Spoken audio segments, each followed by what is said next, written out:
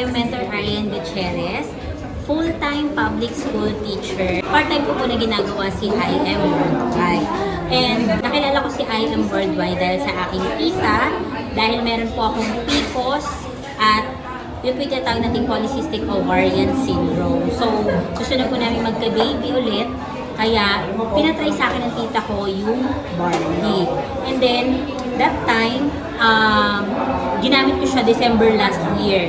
So, nung naka 1 month ako ng paggamit ng barley, doon ko nakita yung kagandahan ng amazing barley. So, nag-regulate po yung aking menstruation and then, I found out nung May po na na-delayed ako, pregnant na po pala ako. So, it helps me na makakonceive po ulit. Nung una, ayaw ko talaga ng mga ganito-ganyan kasi alam ko talaga na nagbebenta si tita ng ganyan. Nakikita ko na siya sa video sa Facebook na mga pinopost niya. So, hindi pa ako aware kung ano yung barley that time. Pero, dahil nga libre naman, binigay sa akin ni tita yung barley, ginamit ko. So, binigyan niya ako ng 12 boxes that time. And then, after niya sa akin magbigay ng 12 boxes ng barley, kasi December that time eh. So ako, ayaw ko ng ganyan dahil nga sobrang skeptical ko talaga. So pinamigay ko yung mga barley na binigay sa akin ni tita.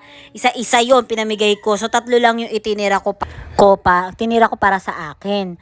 So, nung time na nagbigay na ako lahat, nung tumawag sa akin si tita, kasi 4 to 6 months ako bago datnan. Kasi ganun talaga kapag may PCOS, talagang irregular yung period mo. And then, 2 weeks pa lang ako nakagamit, nag-update si tita sa akin, tinanong niya ako kung ano nang nararamdaman ko, ano ba yung naging effect sa akin ng barley. And then, sabi ko, wala namang effect tita, hindi naman ako nire-regla. Pero after that call, nung nag-CR ako, nakakita ko ng stain. Sabi ko, ay, hinusgahan ko na agad yung barley. Hindi ko pa na-try ng buong buwan, 'di ba? Pero after that, nag-regulate talaga yung menstruation ko dan. At isa pa sa maganda doon, nagtimpla lang ako ng barley nung time ng seminar namin. And then, may mga lumapit sa akin na co-teacher ko na, yan pala yung ginagamit mo, sa'yo nga ako mag-order. Pero dahil nga ayaw ko noon, time na yun na mag-benta-benta, sabi ko, 1,000 daw to, lahat may daw pa. Pero sabi ko, sige nga Lord, bigyan mo ko ng sign kapag may 3 co-teacher ako na lumapit sa akin, sige, ako mismo pupunta sa office para bumili at para magsabi kay tita na magme-member na ako ng I am na yan. Kung talagang may 3 lalapit sa akin. Pero within that day, pagkatapos ng seminar namin, dumiretso talaga ako sa I. And ako na mismo nagsabi kay tita, tita, paano ba ako mamemember dito? I-member mo na nga ako dito.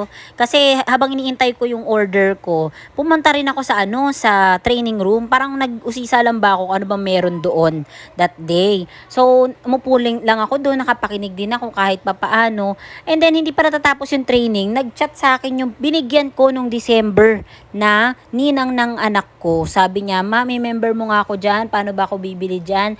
And then yun, nag-gold siya sa akin. So, nung una dapat 5-6 lang. Pero nakita ko nga yung sa training room, napansin ko rin na mas malaki yung package, mas malaki yung kapakinabangan. Magsi-silver siya. And then, ending, dahil naipaliwanag ko nga rin sa kanya yung kagandahan ng mas mataas na package, yun, nag-gold siya sa akin.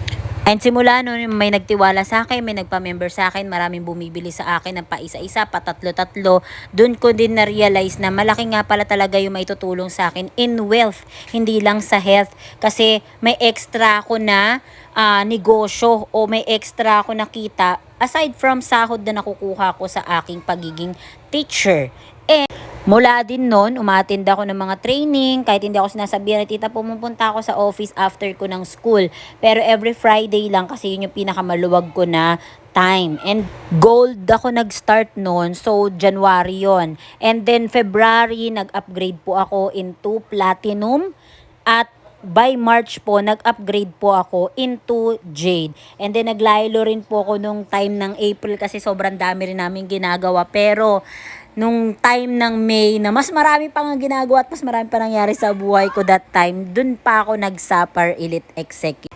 At ngayon, patuloy ko pa rin pong ginagawa si I Am Worldwide kahit nabuntis na po ako at malapit na mga anak. Talagang ginagawa ko yung best ko para lang kahit papaano makita rin naman ng mga members ko na ako, dedicated ako sa ginagawa ko. Sasabi ko lang din sa mga non-members o hindi pa member ng IM Worldwide.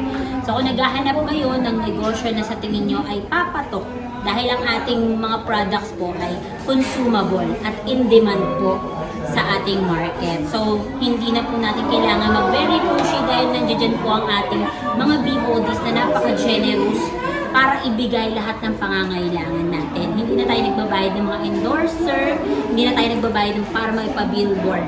Lahat po yan provided na po ng ating BODs. And nandito po kami mga mentors na tutulong po sa inyo para po maging mas madali para sa inyo ang paggawa ng IM Worldwide business.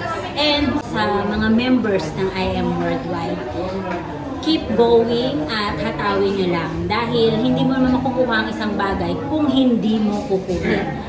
May proseso na tayong susundin, hindi na natin kailangan mga pa, nandiyan na po ang formula, gagawin na lang natin. Lagi tayong makinig sa mga mentor natin at always say yes. Yun lang po. Again, I am Mentor Arian Gutierrez and I am